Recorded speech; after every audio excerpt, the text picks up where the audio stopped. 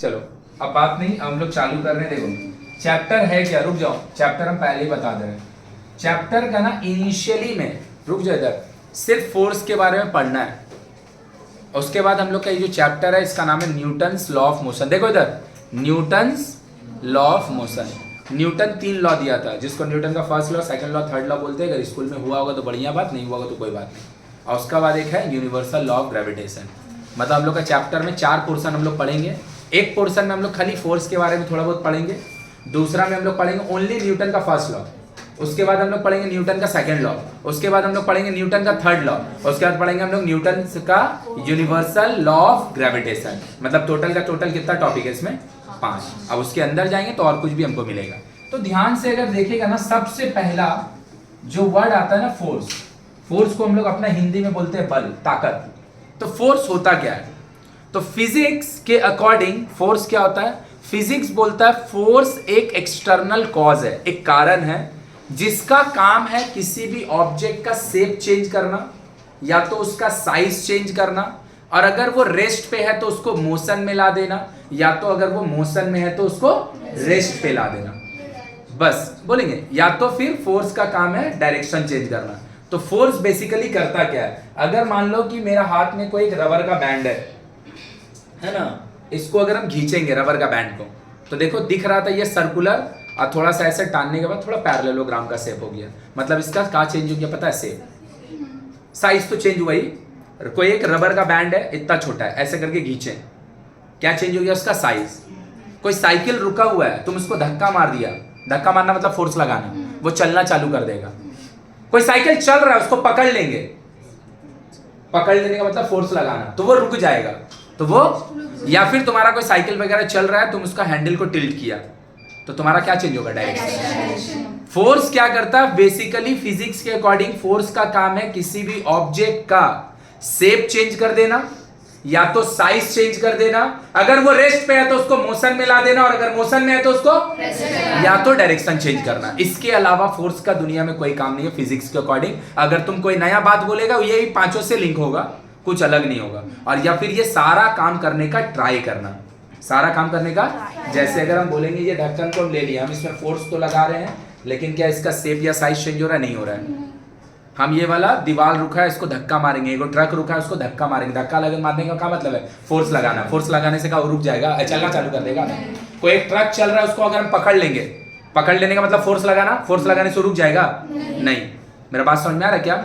इसका मतलब क्या? फोर्स या तो किसी ऑब्जेक्ट का शेप चेंज करता है, साइज चेंज करता है, अगर वो रेस्ट पे है तो उसको मोशन में ला देगा, मोशन में है तो उसको या तो डायरेक्शन चेंज करेगा, या तो और या तो ये 5 काम करने का ट्राई करेगा। यही ट्राई को हम लोग बोलते हैं फिजिक्स के अकॉर्डिंग टेंड्स टू चेंज। तो what is force? Force is an external cause which either changes the shape और द साइज और द स्टेट ऑफ रेस्ट और मोशन और the direction of any body, या फिर ये सारा काम करने का करेगा?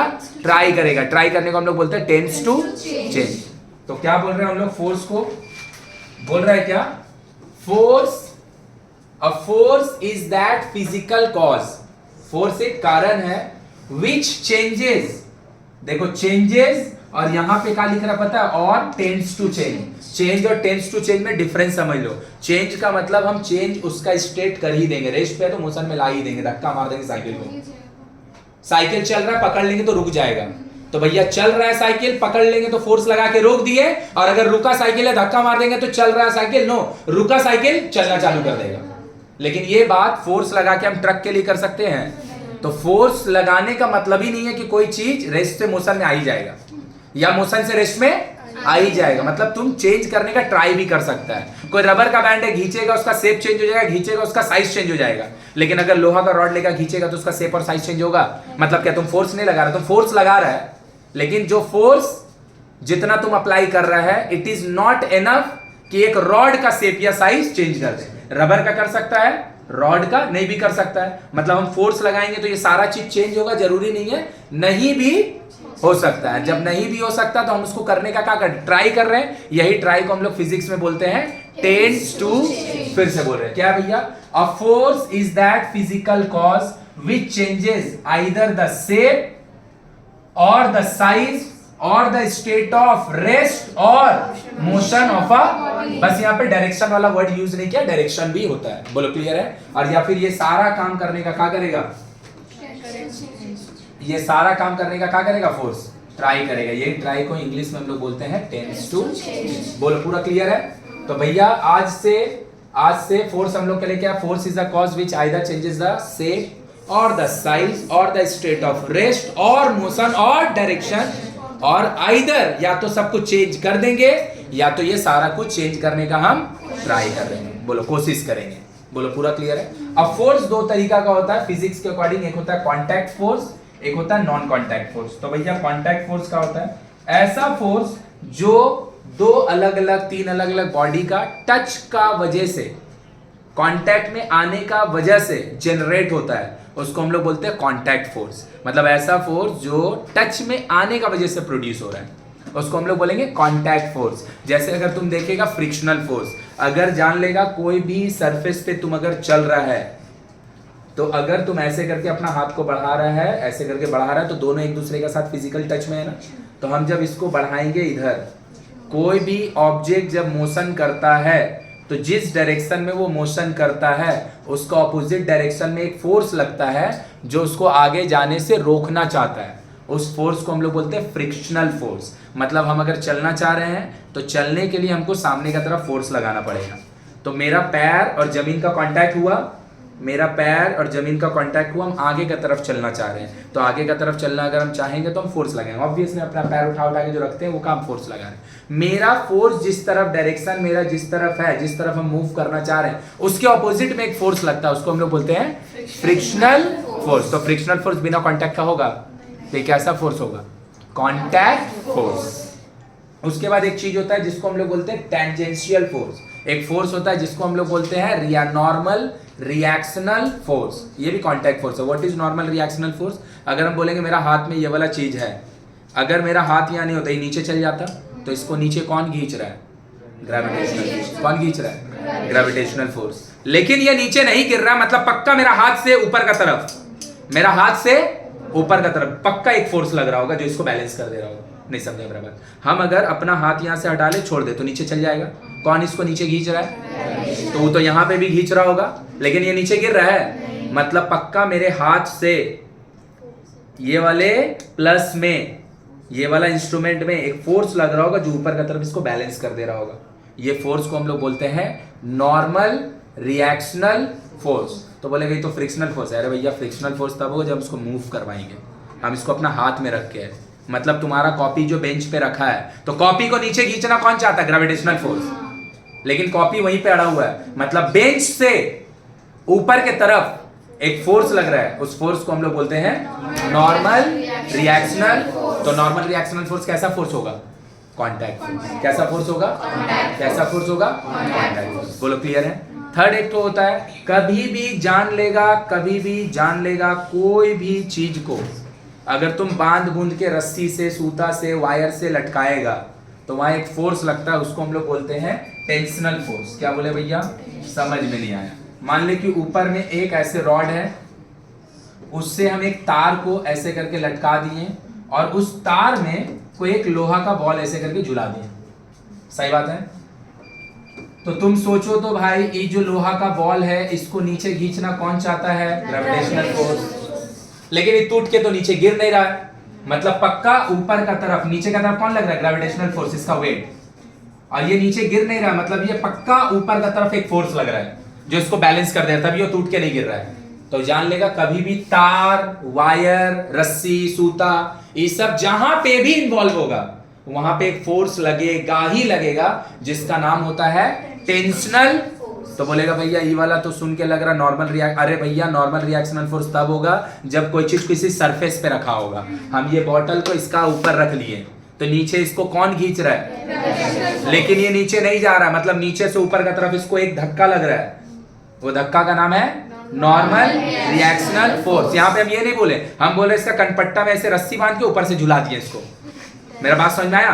तो इसको नीचे खींचना कौन चाह रहा है, ग्रेविटेशनल फोर्स, लेकिन कोई सरफेस पे तो रखा हुआ नहीं है, तो यहाँ नॉर्मल रिएक्शनल फोर्स होगा। नहीं समझ में आया? तो भैया ऊपर की तरफ इसको कौन खींच रहा है, जो वायर है, जो स्ट्रिंग है, जो सूता है, रस्सी है, उससे ऊपर का तरफ एक फोर्स लग रहा है, उसका नाम है टेंशनल फोर्स। उसका नाम है टेंशनल फोर्स। बोलो क्लियर है? तो कैसा फोर्स होगा? कांटेक्ट होगा ना, बिना सूता से बांधे वाला चीज होगा, तो ये भी कैसा फोर्स है? Contact force. So what is contact force? जब दो या तीन ऑब्जेक्ट आपस में फिजिकल टच में रहेगा, उसके बाद जब फोर्स जनरेट होगा तो उसको बोलेंगे हम लोग कांटेक्ट फोर्स। कांटेक्ट फोर्स का भी क्या एग्जांपल दिए? तीन। कैसा एग्जांपल दिए? एक frictional force, normal reactional force and tensional force. आंख बंद करके कहीं पे भी रस्सी सूता इन्वॉल्व हो गया, वायर इन्वॉल्व हो गया, आंख बंद करके बोला वहां को फोर्स लगेगा टेंशनल फोर्स। कोई सरफेस पे कोई ऑब्जेक्ट रखा हुआ है, उस पे जो फोर्स लगेगा वो नॉर्मल रिएक्शन। कोई दिक्कत है? अब देखो, इसके बाद एक फोर्स आता है, उसको हम लोग बोलते हैं फोर्स ड्यू टू कोलिजन। अगर कोई दो मास है आपस में आके टकराया, कोई दो मास है आपस में आके टकराया, तो जो हल्का रहेगा उड़ जाएगा, है ना भाई? हाँ यही तो होता है, हम लोग ऐसे ही ना बात करते हैं। जो हल्का रहेगा उड़ जाएगा, जो भारी रहेगा वहीं पे रुका रहेगा या थोड़ा सा पीछे चल जाएगा। मतलब दोनों में फोर्स ऑफ कोलिजन लगा है। दोनों जब आपस में टकराएगा तो दोनों का बीच में एक फोर्स लगेगा, उसको हम लोग बोलते हैं फोर्स एक्सर्टेड। एक्सर्ट मतलब होता है प्रोड्यूस होना, जनरेट होना, पैदा होना। Force exerted due to collision. Force exerted due to, बिना कोलिजन का, कोलिजन बिना टच का हो सकता है, तो ये भी कैसा फोर्स है? Contact force. तो क्या हो गया? Frictional force, normal reactional force, tensional force and force due to collision. और एक और क्या एग्जांपल दिए? एक सेकंड रुक जाओ, एक और दे दे, उसके बाद पूछना। टेंशनल बोल दिए ना? अच्छा, फोर्स ड्यू टू ये स्प्रिंग। देखेगा वो नहीं, पेन का अंदर जो स्प्रिंग रहता है भाई, है ना, उसको अगर तुम पेन का अंदर जो स्प्रिंग रहता है उसको ऐसे करके तुम टच कर रहा है ना, स्प्रिंग ऐसे करके अगर दाबेगा तो छोटा हो जाएगा, और वो फोर्स को अगर तुम रिलीज कर देगा तो वापस से अपना शेप को रीगेन कर लेगा।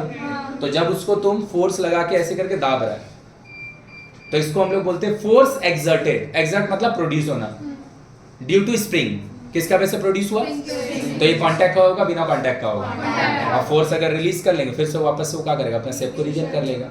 तो this is what, this is also an example of contact force. तो क्या हो गया? Contact force. पहले फोर्स है क्या? Force is an external cause which either changes the shape or the size or the state of rest or motion or direction of a body, और या फिर इंटायर ये काम करने का वो क्या करेगा? ट्राई करेगा। ट्राई को हम लोग बोलेंगे टेंस टू। फोर्स दो टाइप का होता है, contact force, non contact force. Contact force का होता है भैया ऐसा फोर्स जो दो या तीन ऑब्जेक्ट का फिजिकल टच का वजह से प्रोड्यूस होता है, उसको बोलेंगे कांटेक्ट फोर्स। ऐसा फोर्स क्या होगा? पांच और भी होता है, पांच ही दिए example. Force, friction, spring, string. String और स्प्रिंग अलग चीज है। स्ट्रिंग मतलब सूता, तार, गिटार वाला तार।